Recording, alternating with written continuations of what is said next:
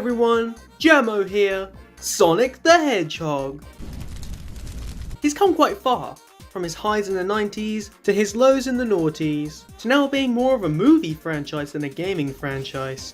Okay, I kid, but with this content drought over the past couple years in the gaming side of things, it certainly feels that way. And while Sonic Frontiers is just on the horizon, Sega thought it was high time to give us one more look back at the greatest game in the series. Baldy nose hair! Nah, I'm talking Sonic 2, baby! Oh, and the other Genesis games, in Sonic Origins. This was first shown off at the Sega Central in 2021, celebrating 30 years of Sonic, alongside a few other projects at the time.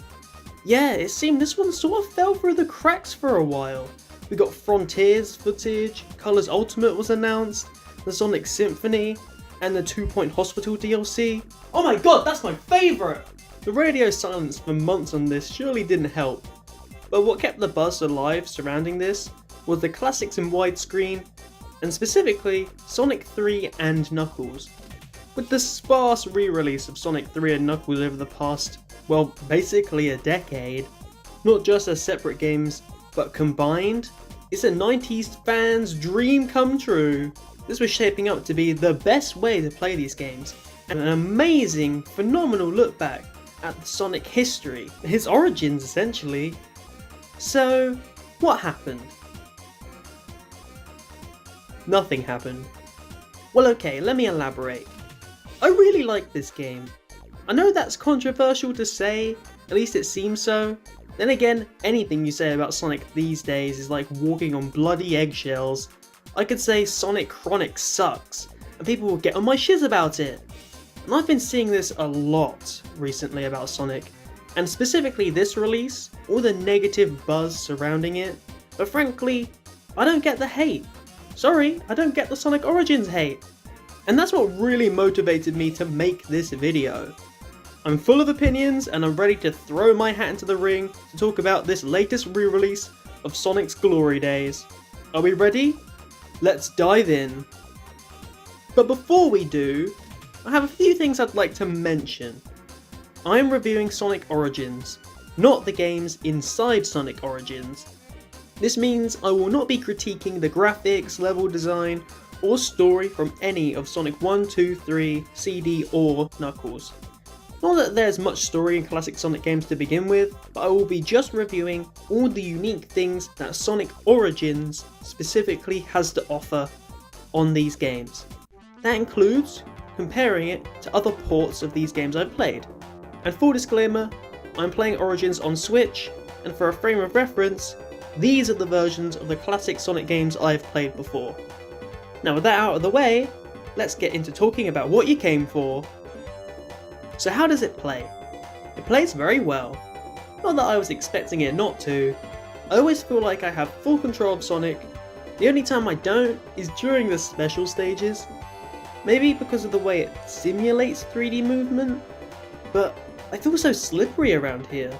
However, I can forgive this because of one new great addition to the game, the coin system. More on that when we get to it, but aside from the special stages, I haven't had any control issues whatsoever when playing any of the games. The port job here is excellent. But again, this isn't exactly something we should be singing high praise about. I mean, it's 2022, that should be a given for Sega at this point. Next up, we have a controversial point, the music. For the most part, I have had no music issues. Then again, me looking at the script right now, it's clear I have some issues. While I normally listen to other music when playing games, Sonic is my main exception to this. Every time I'm cranking those jams up to 11, because Sonic has some phenomenal music in its soundtrack, and the classics especially. In fact, this collection made me appreciate the Sonic CD soundtrack more than I thought I did, and that whole game in general. But maybe I'll talk about that another time. Although, speaking of Sonic CD, I did find a really weird error in the game. I don't know if anyone else experienced this, but whenever I completed a level, the game got noticeably quieter. That was really odd to me. Like, is that a thing in the original, or was that an error through the porting? I really don't know. I don't remember. I might have to check this out. But I swear it didn't go quieter during the original game, right? The level complete is just quieter than the rest of the game. It's not like it was a bad sound. It didn't sound like ear-pitchingly horrible like the Sonic Spinball options. Not that that's a thing in this game, but I mean, it's just strange to me. Obviously not a deal breaker, I just found it odd. Another thing about Sonic CD is they removed the sound test. That means no margin for you margin fans. Maybe that's a good thing, no more nightmare fuel tucked away in Sonic CD. But it sucks, because if this is meant to be the definitive way to play these games, carving a piece out just feels so dirty to me. Now, I know what you're gonna say, but Jammo, the sound test is in the museum. Having it in the game wouldn't add anything. And to that I say yes. But it's still a letdown nonetheless. Sega could have gone above and beyond, but they just chose to remove it for some reason. And another tiny gripe I have with Sonic CD in this collection is the fact that in order to switch from the Japanese to the US soundtrack in story mode, I had to quit story mode, go into anniversary mode, and there, only there, can I change the soundtrack. This is bonkers to me. Shouldn't the options on the main menu of the entire whole collection allow you to do that? Maybe that's just me, I don't know, but it sounds ludicrous in this game. You have to quit story mode if you want to listen to the US soundtrack. I mean, it's not as good as the Japanese soundtrack, but a lot of people grew up with it, and if this is meant to be a legacy collection, and you're marketing it towards the American fans to some degree, I'm sure they want to listen to the songs they grew up with, or just the people who prefer the US soundtrack in general. I mean, it's not that crazy, it's like, you know, just quit, come back, and then enter story mode again. But it's just so unergonomic, and I think that's how I view all of the menus in this. There's just so many little weird things that could have made the game so much easier had they just optimized the menus, but they didn't. And I'm still not done. The CD sound is not what people are rioting about. That would be the fact that they replaced the Sonic 3 Mega Drive songs with the PC songs. Now, I already went into this in another video, so I won't explain why or go into all those details. I'm sure you already know.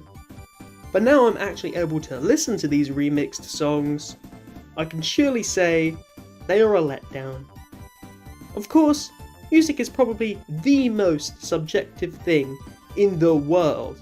People should never say that a certain piece of music is objectively horrible, and I know plenty of friends who like the new tracks, but I'd be lying if I said I prefer them to the original tunes, and I'm pretty sure they would have to agree with me on that. But if this is what we have to put up with for Sonic 3 ports going forwards, I'm okay with that. The music always exists, and if you get the PC version, I'm sure you can just mod the old tracks back in, bada bing bada boom. Now, on to something I love about this game. As previously mentioned, you collect coins during story mode or anniversary mode, or during missions or boss rushes. Collecting enough of them will allow you to exchange one and retry special stages. I adore this mechanic really. I have always sucked at special stages, so for someone like me, this is a godsend of a mechanic. Now some of you would say, oh Jammo, just get good at the game. I quite frankly don't care for trying to master a few levels in a Sonic the Hedgehog game from 30 years ago. Just my thing, maybe I'm not a real fan, maybe I'm a fake fan. But I just don't want to dedicate myself to all that time for something so dumb. Then again, I collect Pokemon for a hobby, so take that with a grain of salt. It's just a more accessible feature. I used to be the sort of person who would hate them trying to make games easier for people, but I've mellowed out over time and found that making games more accessible to gamers who aren't very skilled, myself included, or you know, just don't have the time to put in to master one of these games, but they still love Sonic, I'm all about that sort of accessibility now. The overall presentation of Sonic Origins is clean. The island tour is a nice little inclusion, The animations on it are cute, though I'm unsure as to why they gate this off in the digital deluxe edition only. And yes, I do sort of regret getting the full version. What was included really wasn't worth the extra $4 in my opinion. I feel misled actually. They promised that there would be songs, new songs. I went to the premium soundtrack, that was one of the first things I did in the game actually. And they're all just old remixes from past games like Sonic Generations. Like, that's not what I thought we were getting at all. I thought we'd be getting new remixes of these songs. Not just that, but I thought we'd be getting new remixes for every level. But the thing is, not every level from classic Sonic has had a remix in future games, neither. So, barely any songs are actually included in the premium version. And why is this menu so bad? I'm sorry, I go to listen to a song, I click off it, the song stops, I get given silence. Literally, I get given silence through all of the museum. Why can't I choose a song to listen to whilst browsing the illustrations? I get for the animations, why not the illustrations? It's so stupid. And why is it silence anyway? Don't Sonic collections have heart? Don't they put in music remixes? I mean, they put in a Sonic Jam remix for the title screen. Why not give us that Mega Collection history screen remix? People love that song. I love that song. I bet you love that song too. Maybe just including it in general would have been nice, but I guess no. They're just going to leave us with silence while we look at Sonic's face staring at us eerily. God help me, Tails. I've seen some shit! On the topic of missed opportunities, Sega. Why didn't you include a separated Sonic 3 and Sonic & Knuckles? I've mentioned this to some of my friends, and they disagree with me on this, but I would just like to say, who would it have hurt? Seriously, these games were released back in the day separate, regardless of the game's intent by the authors. It's a part of Sonic's history, a unique part of Sonic's history. If this game's truly all about celebrating the past and providing players with the ultimate way to play these games, to only acknowledge their separation on the title screen, but to not include the separation, just feels like this collection was a little undercooked. Don't get me wrong, they clearly put some work into this collection. The controls, the playable characters in the older games, though why we can't play as Amy or Metal Sonic just boggles my mind. Considering how heavily Amy appears on the marketing especially, you'd think you'd be able to, I don't know, play as her. I doubt she could have much of a different moveset, but just give her like a hammer swing or, I don't know, something. And would it have killed them to port Knuckles Chaotix?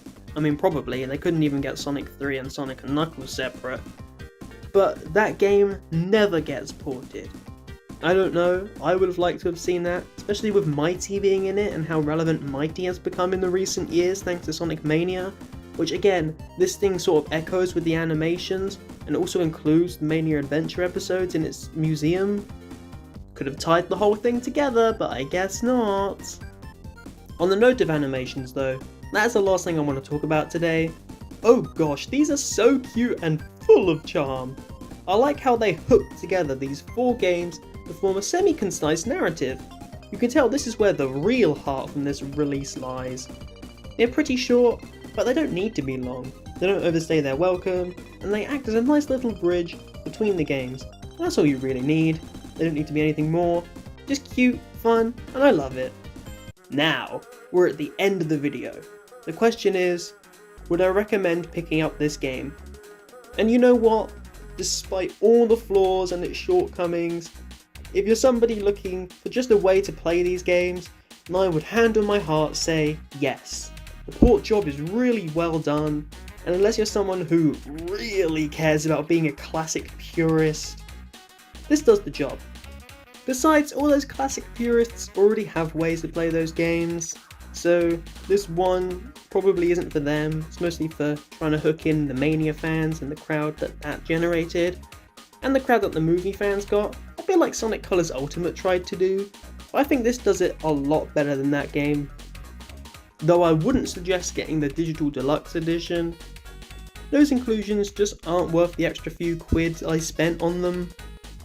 When their completion is literally just more coins, for the missions and, I don't know, the characters on the title screen. Does that sound worth it to you? If it does, then sure, go for it. But if you're still on the fence about this whole Sonic Origins game, my suggestion is to just wait for a price drop. I'm sure you'll see a sale in the coming months, like Black Friday, it'll probably go on sale. So if you're not desperate to play these games, but you still want to find a way to play these games, I'd just wait it out, it'll be fine. Or just pay for the original version of the game. I'd say it's probably worth the price, at least that price. Man, playing all these old Sonic games really made me appreciate them more. It sort of gotten me wanting to talk more about them. So who knows, you might see some classic reviews coming up on the channel in the months to come. Let me know what you think in the comments below, and as always, I will catch you in the next one.